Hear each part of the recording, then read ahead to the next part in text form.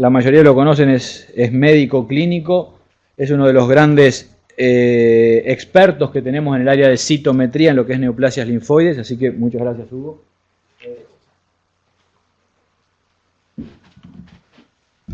Bueno, muchas gracias, Pablo, por la presentación. Gracias por la invitación a participar en este distinguido panel.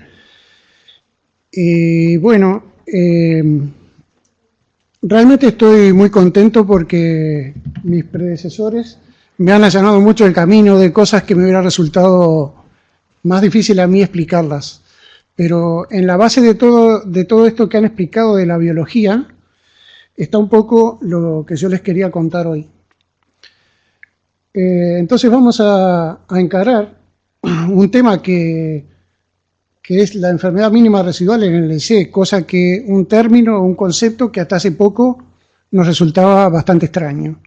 Sin embargo, en los últimos años ha habido un avance en ese sentido y vamos a explorar el valor que tiene, el propósito que tiene y los aspectos técnicos que vamos a explorar también.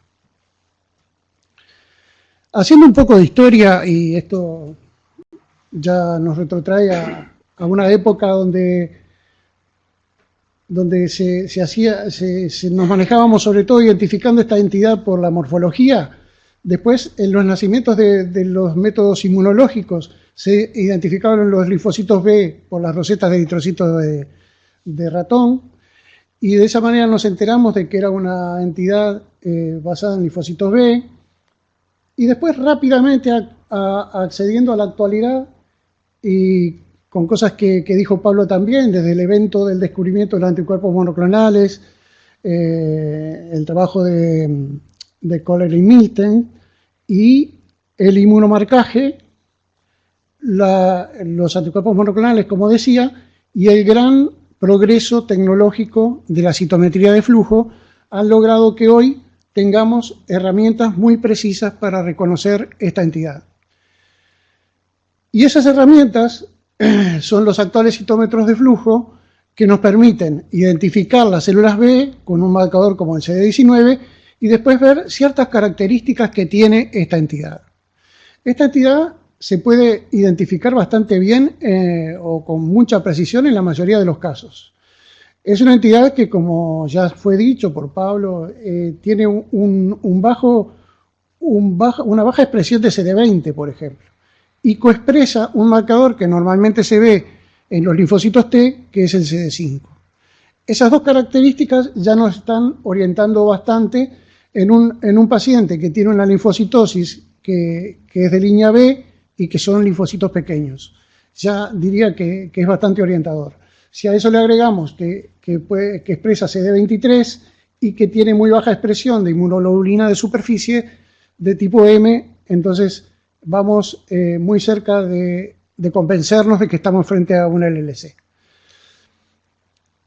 A esto le agregamos actualmente expresiones como CD200 y otras marcaciones que hoy en día son muy útiles, sobre todo para el diagnóstico diferencial. Aquí tenemos, por ejemplo, enfrentado el CD19 de linfocitos B con el CD5, que normalmente identifica linfocitos T. Aquí tenemos los auténticos linfocitos T, que solo expresan CD5, no expresan CD19. Estos, en cambio, estas células expresan CD19 con CD5. Esas son células aberrantes que son propias de esta entidad.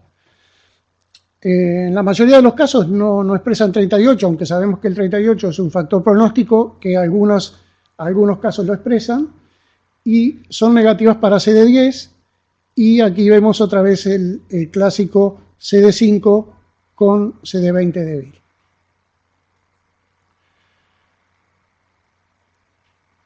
Esto fue trabajado hace ya muchos años, mantiene una vigencia en cuanto a lo que refiere a identificación de entidad. Y esto me voy a referir después, me voy a explicar mejor después cuando hable de lo que apuntamos con enfermedad mínima residual.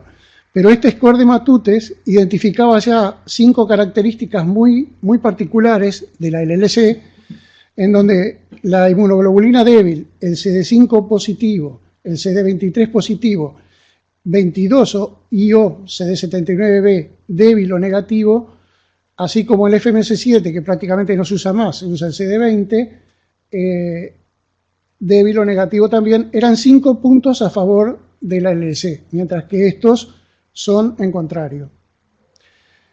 Con un score de 4 o 5 puntos en este sistema, obviamente tenemos una identificación del LLC bastante segura. Acá, por ejemplo, les muestro el CD20 con el CD19 y hay un remanente de células B normales.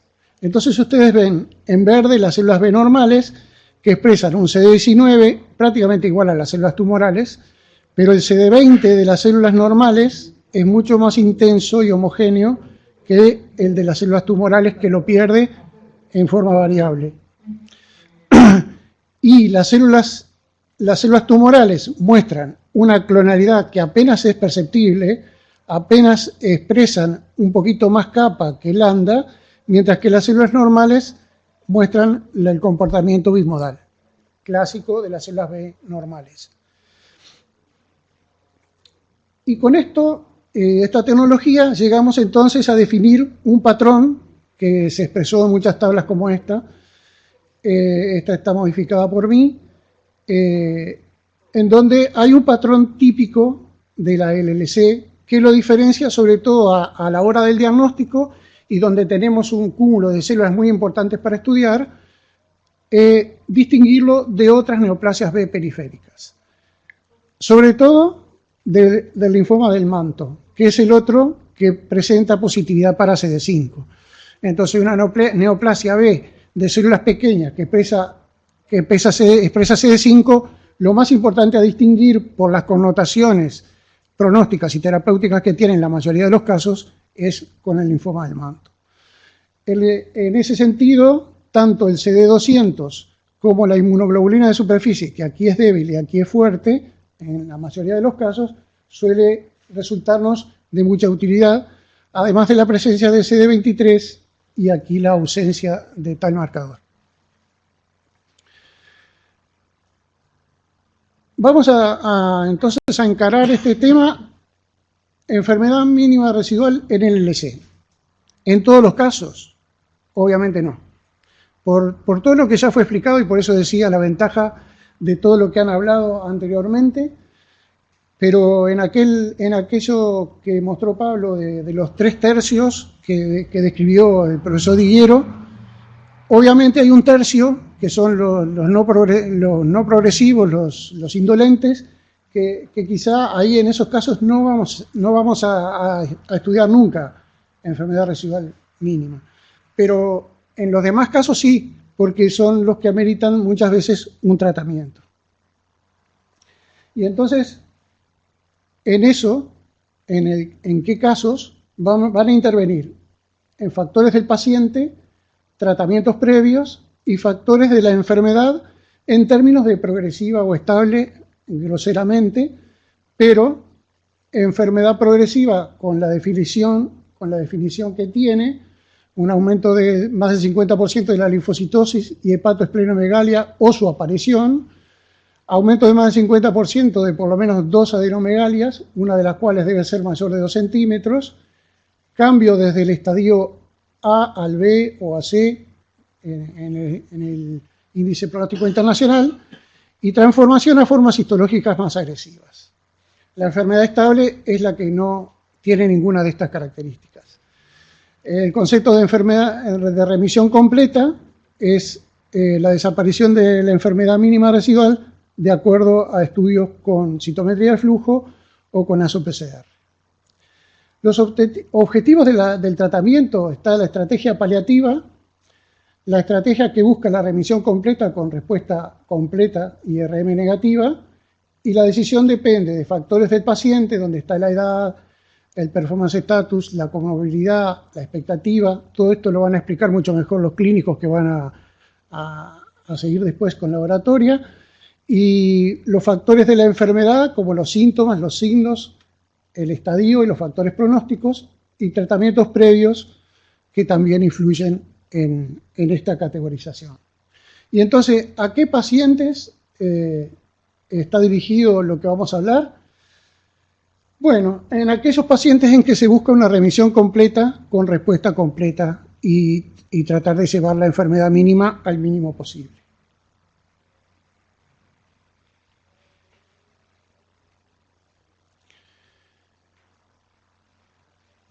Bueno, en cuanto ahora pasamos al por qué. ¿Por qué buscar enfermedad mínima en la LLC?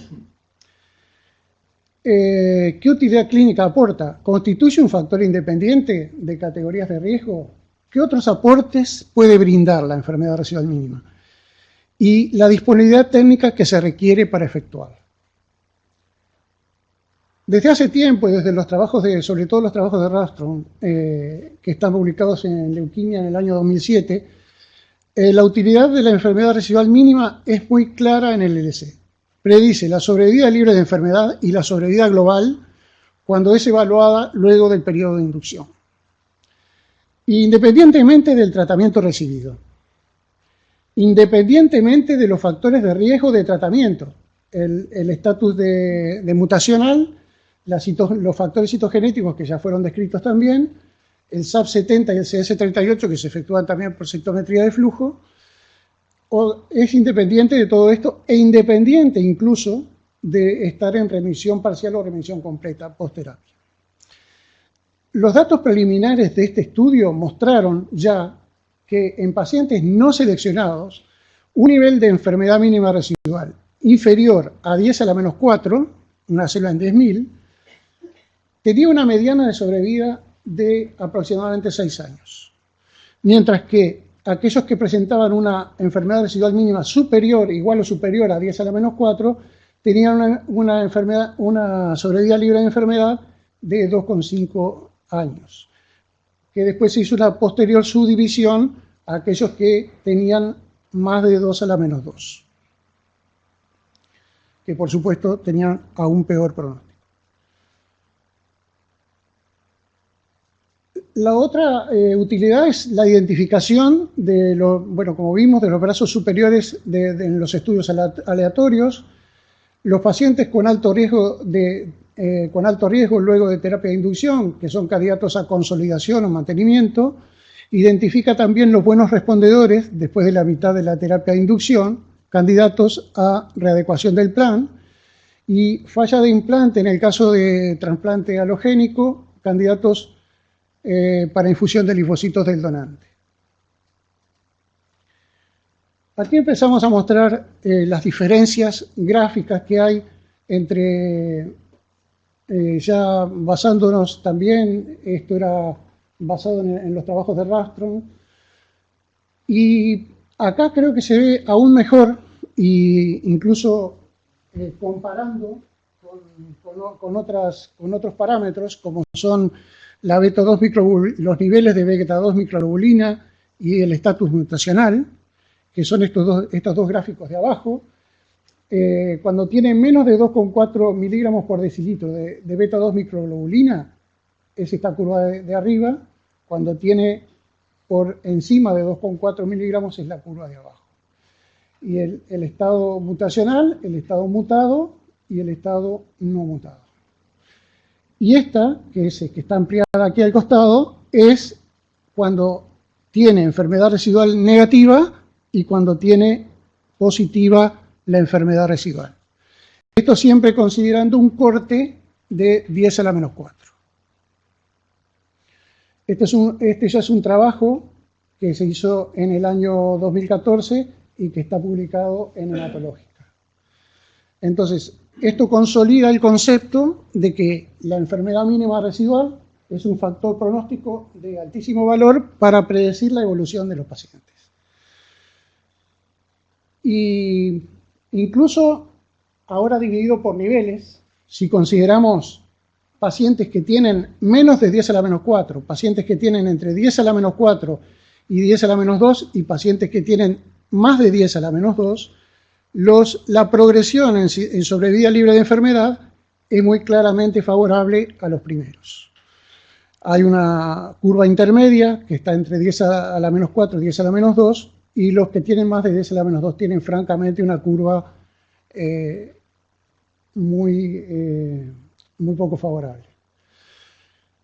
Lo mismo pasa con la sobrevida global, donde las curvas de menor a 10 a la menos 4 y entre 10 a la menos 4 y 10 a la menos 2 tienden a unirse arriba con mejor sobrevida, y la que tiene una franca caída es la de mayor de 10 a la menos 2.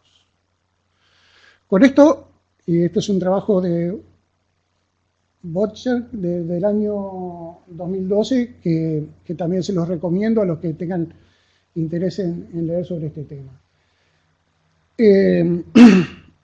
Entonces, hemos identificado que buscar enfermedad residual mínima en LLC tiene un valor pronóstico independiente y tiene incluso valor para manejar, para el clínico, para manejar situaciones especiales. Entonces, ¿cómo lo hacemos y cuándo lo hacemos? Están básicamente métodos de citometría de flujo y estudios moleculares. Y después vamos a ver en qué momento. En este trabajo, que está publicado en el año 2013, se describen las sensibilidades de los métodos empleados. El PCR convencional tiene una sensibilidad de entre 10 a la menos 2 y 10 a la menos 3. Mientras que el PCR cuantitativo alelo específico, lo cual conlleva un nivel de precisión mucho mayor, y está entre 10 a la menos 4 y 10 a la menos 5. En ese momento, la descripción de este trabajo se refería al trabajo sobre todo el trabajo de Raustrom, que había sido hecho en 4 colores, identificando el fenotipo de las células leucémicas, y le daba una sensibilidad de 10 a la menos 4. Hoy podemos asegurar que con los nuevos citómetros de flujo, las nuevas estrategias de 8 y de 10 colores, esta sensibilidad aumenta o es factible de aumentar. Entonces, en principio, yo voy a hablar de citometría de flujo porque además es lo que hago, y además porque considero que es la forma más práctica de hacerlo. ¿En dónde hacerlo? Bueno, se puede hacer en sangre o en médula ósea. Y los casos en que se hace en sangre generalmente es aquellos excepto los que están durante el periodo que sigue en 3 meses al periodo de haber completado la terapia. Después se puede hacer tanto en sangre como en médula. Y bueno, lo que decíamos al principio, cuando nosotros identificamos la LLC con este patrón que hablábamos, tenemos un montón de células, en un caso que debuta, tenemos un montón de células, lo podemos sobre todo trabajar en distinguir de estas otras entidades. Y para eso hay marcadores que son muy útiles, como vimos. Entonces identificaremos ese perfil de la LLC y tendremos el diagnóstico positivo del LLC.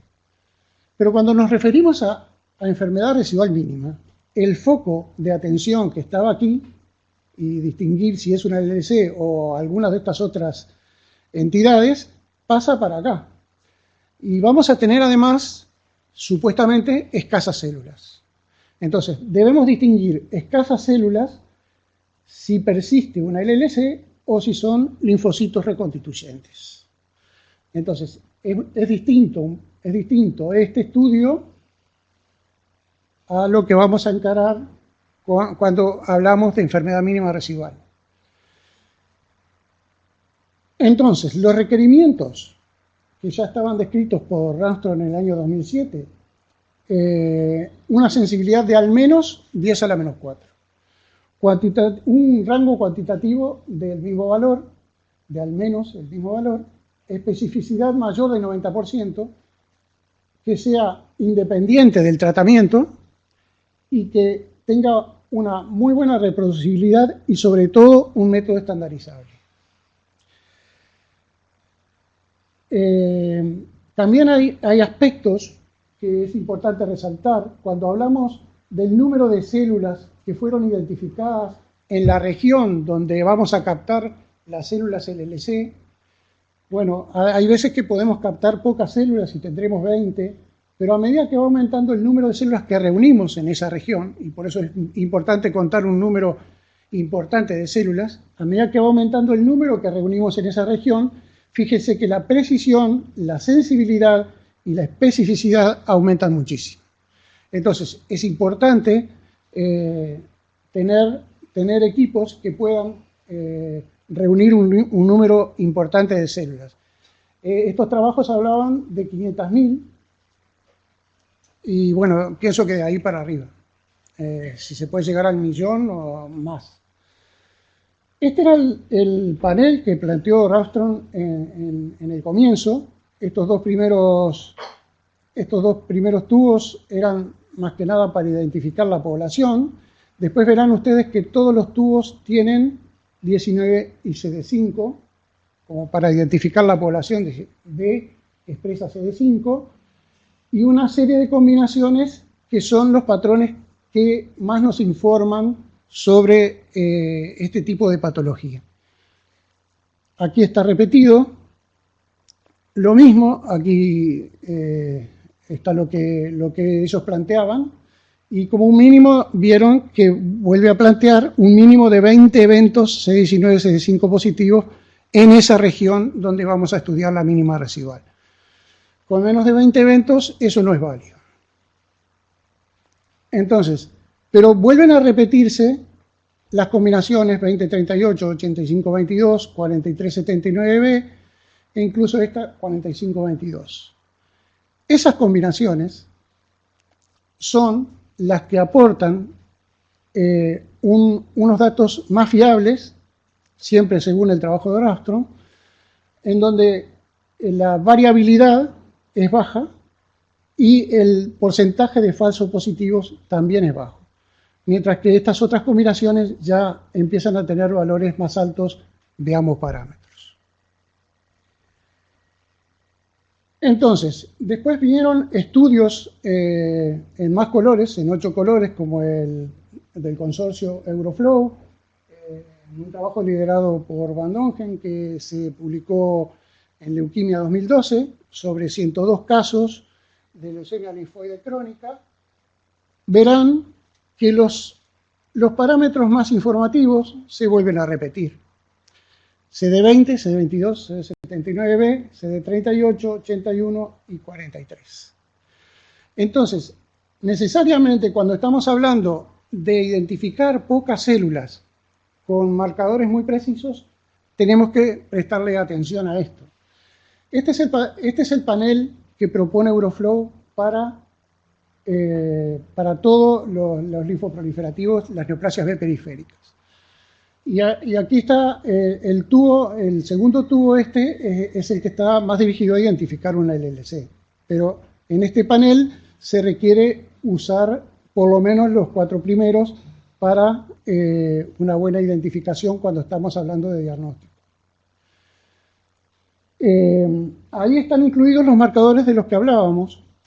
Y este panel, este proyecto, además está sustentado en un software de análisis, que es el Infinisi, que logra separar de acuerdo a los valores de los anticuerpos individuales, que tienen mayor o menor valor de acuerdo a todos estos estudios que se hicieron antes, para identificar células de LLC. Entonces, de acuerdo a eso, el programa puede distinguir muy bien células patológicas de células normales y de otro tipo de patología. Este es el panel lo que decía Pablo hoy, que estamos trabajando en el grupo latinoamericano. Es una propuesta que incluye todos estos mismos, ustedes verán que están presentes todos los mismos marcadores. Y esto era una propuesta para trabajar con 8 colores, pero yo estimo que, acá muestro que estos marcadores siguen vigentes, ¿no? Y una propuesta de 4 colores que conservara las características que propuso Ralston también sería válida. Acá les voy a mostrar un poquito qué es lo que estoy hablando todo este rato. Cuando nosotros elegimos la zona linfoide, después los linfocitos B, separándolo de los T, de esa población después vamos a estudiar lo que es las marcaciones que decimos, las combinaciones que decimos. Por ejemplo, CD5-79B. ¿Cómo distinguimos las células normales de las patológicas? Bueno, las normales no expresan CD5, pero además expresan un 79B muy débil o negativo. Ah, perdón. Porque lo están por videoconferencia. Sí, está bien. Perdón. Entonces aquí vemos en esa primera gráfica la diferencia que hay. De CD20, las células tumorales tienen un CD20 más débil, y en este caso nos muestran 38. El CD20 y CD5 que mostrábamos hoy, y aquí vemos que tiene un CD20 menor que las células normales, mientras que las células normales no expresan CD5. Aquí, con el 81 y el 43, las células tumorales expresan CD43, mientras que las normales no lo expresan, y suelen mostrar un nivel inferior de marcaje, una subexpresión de CD81 que aquí no se ve muy claro. CD22,5 pasa un poco lo mismo, expresa menos 22 y expresan CD5, y 5,20 se vuelve a repetir el gráfico de encima. Y bueno, con esto nosotros vamos construyendo lo que se llama un patrón de marcaje, y con esto lo que les quiero resaltar es que en ninguna estrategia, primero, como siempre, no hay marcadores tumorales, un marcador tumoral no hay. Son patrones, y son patrones que es bueno tener varios al mismo tiempo, porque algunos, como en este caso puede no ser muy claro. Entonces, es bueno tener varios patrones y identificarlos, como en este caso, que el programa los ha coloreado de rojo, y poder identificarlos en los otros gráficos. Actualmente, incluso se están desarrollando estrategias de 10 colores. Esto es un trabajo de la Universidad de Sydney, en donde en una estrategia de gate, o sea, de ventanas seriadas, o sea, gating secuencial sería, se va seleccionando las células linfoides, las células B, y luego se hace también el estudio de la misma manera que se hacía en el trabajo anterior, donde volvemos a ver, por ejemplo, 43,5, 5,79B, y acá 19,5. De esa manera se van identificando las células tumorales para separarlas de células remanentes. En este caso se contaron 100 células en el gate. Este es el gate, esta es la ventana a la que yo me refiero, que hay que reunir por lo menos 20 células ahí. Si contamos millones de células, si no logramos reunir 20 células ahí, ese valor no tiene, ese hallazgo no tiene valor. Entonces tenemos este hallazgo con este panel que, como ven, reúne también los mismos anticuerpos distintivos. Entonces hay un consenso internacional, de hecho, de cuáles son aquellos marcadores que más aportan para estudiar esta enfermedad MIN. Acá ahora les quería hacer unos comentarios respecto a estos dos aspectos, que por suerte Pablo y Mirta me hicieron una muy buena introducción. Entonces, cuando nosotros estudiamos enfermedad mínima residual, como decía, lo vamos a estudiar en médula o en sangre, que son las células circulantes. Pero cuando consideramos remisión y remisión completa sobre todo, debemos considerar que existen los nichos, los llamados nichos de supervivencia, que como lo explicó bien Mirta, no solo son de supervivencia, sino muchas veces de proliferación. Entonces estamos dejando nichos escondidos que no solo sobreviven, sino que progresan. Para eso hay que buscar los pseudofolículos tanto en los ganglios linfáticos como en la médula ósea. Y otro aspecto que me parece importante destacar es que desde el punto de vista del índice pronóstico internacional, cuando ustedes evalúan si el paciente está en remisión completa o remisión parcial y le encuentran un ganglio que supera esta medida, ese paciente pasa a estar en remisión parcial. Entonces, y este ganglio de esa medida, y que a veces no es muy claro, que es blandito, ¿qué significado tiene? Lo que nosotros creemos es que va a haber que explorar cosas como la función de estos ganglios y para una mejor evaluación y una mejor identificación de significado.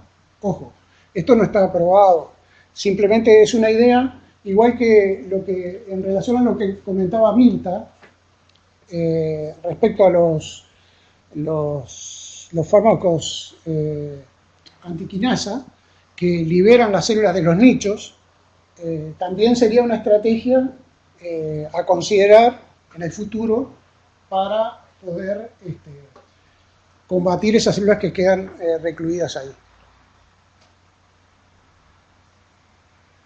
Y bueno, un comentario de futuro es este trabajo que es de enero de este año,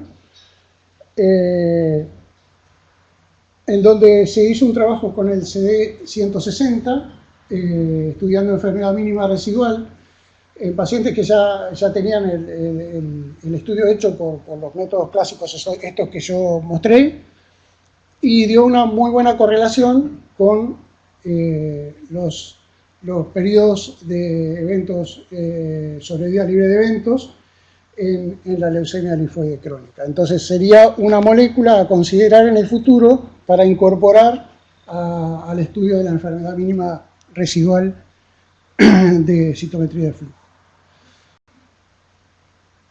Y como conclusiones, entonces tenemos que los pacientes donde se busca la enfermedad mínima residual, donde se debería buscar, es en aquellos pacientes donde se pretende negativizar la enfermedad. Sobre todo aquellos que han recibido anticuerpos monoclonales. Entonces, ahí es donde debemos explorar este evento. Después de la inducción y 2 o 3 veces después, porque antes no tendría valor buscarlo.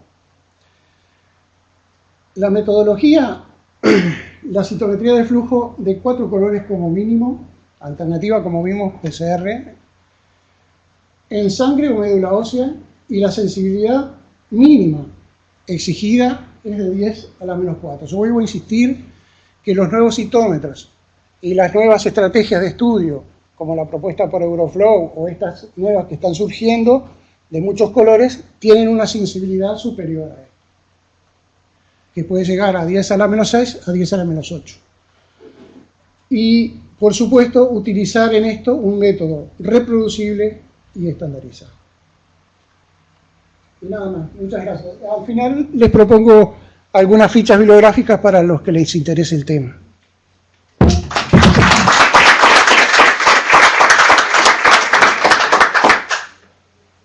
Bueno, preguntas para el doctor Giordano.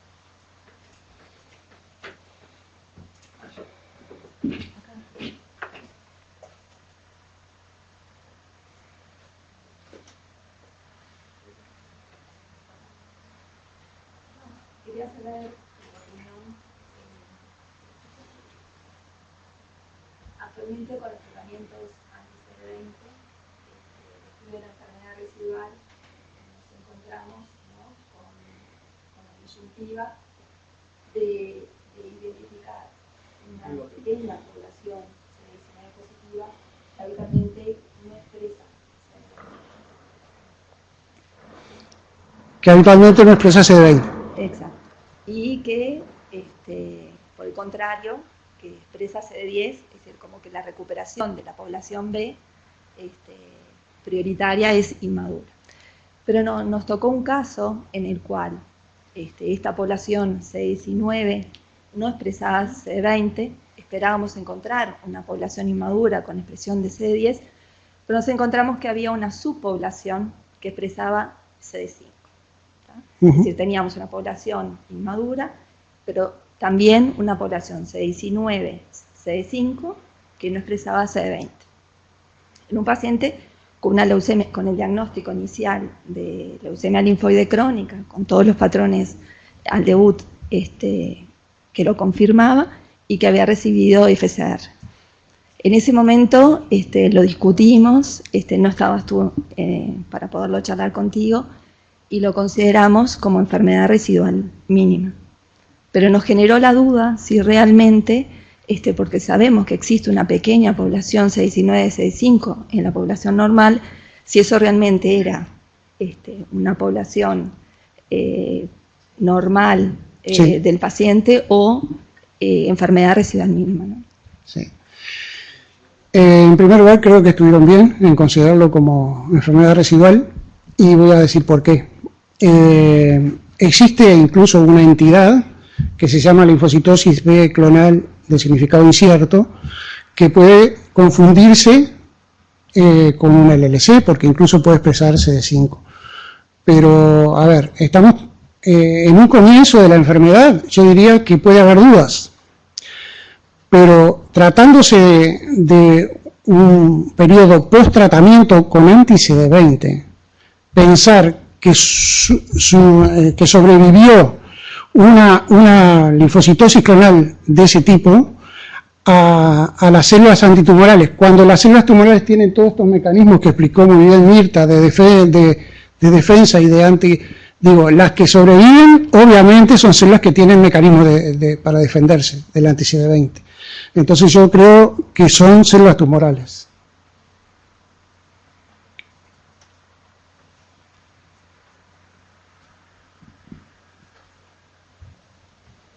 Muchas gracias, Hugo, por la presentación. Yo quería un poco preguntarte y hacer un comentario de una opinión, o sea, el ERIC4 y el 6 dan resultados similares que llevan un 10 a menos 4 de enfermedad mínima residual. Comparado con una SOPCR, la enfermedad mínima residual es menor en ese caso. Se trata el ERIC8 o 10, porque la gente de Sydney, son 26 laboratorios, usa 10, pero es exactamente similar, con de alguna manera los mismos marcadores que los anteriores, que fueron los que vos mostraste, y llegan a una sensibilidad de un poco menos de 10 a la menos 5, 10 a la menos 5. ¿Sí? Para vos, ¿te parece que se necesita seguir para abajo o no? Esa es mi primera pregunta. Bueno, esa es la pregunta que yo no te puedo responder. Pero es la pregunta que nos debemos hacer todos. Esa es la pregunta. Porque hoy en día lo que está establecido es 10 a la menos 4. Y eso está establecido y hay estudios, hay trials por todos lados que muestran los resultados, si tiene o no tiene, de acuerdo al 10 a la menos 4. Ahora, estudios que exploren más allá, todavía no hay clinical trial. Seguro. Con esos estudios, o hay todavía no publicados. Seguro, hay todavía no publicados. A mí me consta, pero digo, bueno, no los tenemos. Entonces, me parece que eso es lo que tenemos que, a eso es lo que tenemos que apuntar justamente. Yo creo que el tema está justamente en ver si aquí arriba, en este espacio de aquí arriba, con 10 a la menos 6 o mayor, encontramos una curva que justifique ir a buscarla. Entonces, pero lo que tú decías, todavía no hay publicaciones al respecto. Por ahora nos seguimos quedando con lo que está, que es esto. Y esto ya muestra bastante diferencia, ¿no? Yo creo que vamos a apuntar ahí, porque visto lo que mostraba Pablo ahora también con los últimos anticuerpos monoclonales que logran todavía mucho más efectividad. Y bueno, en esa medida vamos a ir subiendo este rango también. Un comentario de Euroflow, no son esos son los tubos de diagnóstico, no son esos los tubos que se utilizan para enfermedad mínima residual. Recién se presentaron en Zurich, creo que están en la 7ª prueba de cuál es la mejor combinación, pero una cosa bastante interesante, en tanto Euroflow con los últimos de Andy Rostrom, es que usan un anticuerpo, y quería saber tu opinión, que es contra ROR1, que además tiene un interés terapéutico, ¿no? Que bueno, yo no me meto en eso, pero que me parece importante como anticuerpo, porque los dos grandes grupos, tanto Euroflow como ERIC, lo están empezando a incorporar por tener muy buenos... Sí, esa quizás fue una omisión de mi presentación. El ROR1, además del 160, son marcadores que plantean un futuro de más precisión para buscar la enfermedad residual. ¿Preguntas? Sí. Bueno, una pregunta de un básico al clínico. Si no se consigue la enfermedad mínima residual, ¿el criterio es seguir tratando al paciente hasta conseguirla o qué se hace? Bueno, tú bien lo dijiste en el título. Es una pregunta de un básico para un clínico, porque ahí el que decide es el clínico. Y yo estoy en el medio, en el laboratorio, pero ahí se va a definir por aquello que veíamos, ¿no? Y sigo para atrás. Ahí se va a definir acá. Uy, era más para atrás de lo que... No.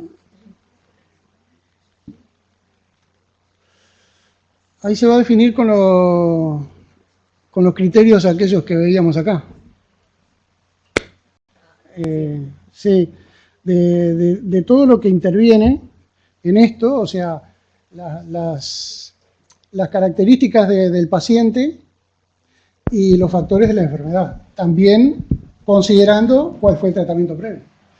Ahí recién podríamos contestar tu pregunta. Eso sería una contestación paciente específico.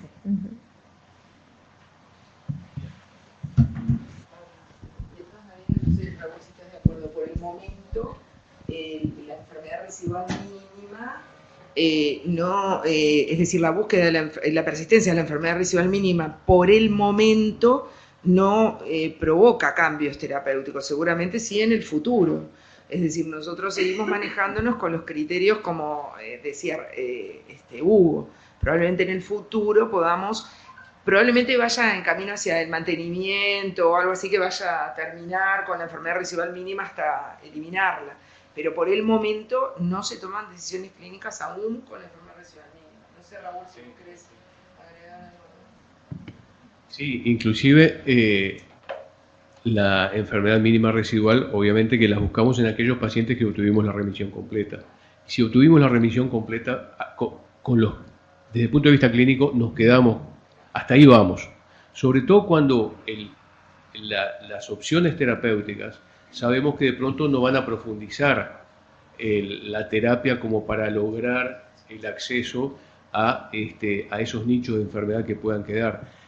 Eso lo dirán también los próximos, las nuevas drogas. Insistir en una consolidación de una enfermedad residual mínima en un paciente con LLC debería pasar por utilizar alguna de las drogas nuevas, que sepamos que aumenta la profundidad de su efecto terapéutico. De lo contrario, nos seguimos manteniendo vamos a volver a estudiar, a tratar al paciente cuando reinstale los criterios de la International Workshop. Porque la respuesta es difícil hasta para un clínico, porque cuando nos presentamos en ese caso, tenemos que ver de qué paciente estamos hablando de población añosa, estamos hablando de población que las nuevas drogas terapéuticas tampoco son inocuas por ser biológicas, tienen también efectos secundarios, o sea que es una enfermedad que la evolución en general es lenta y progresiva, pero lenta, o sea que no es fácil centralizar en la enfermedad mínima residual el criterio terapéutico.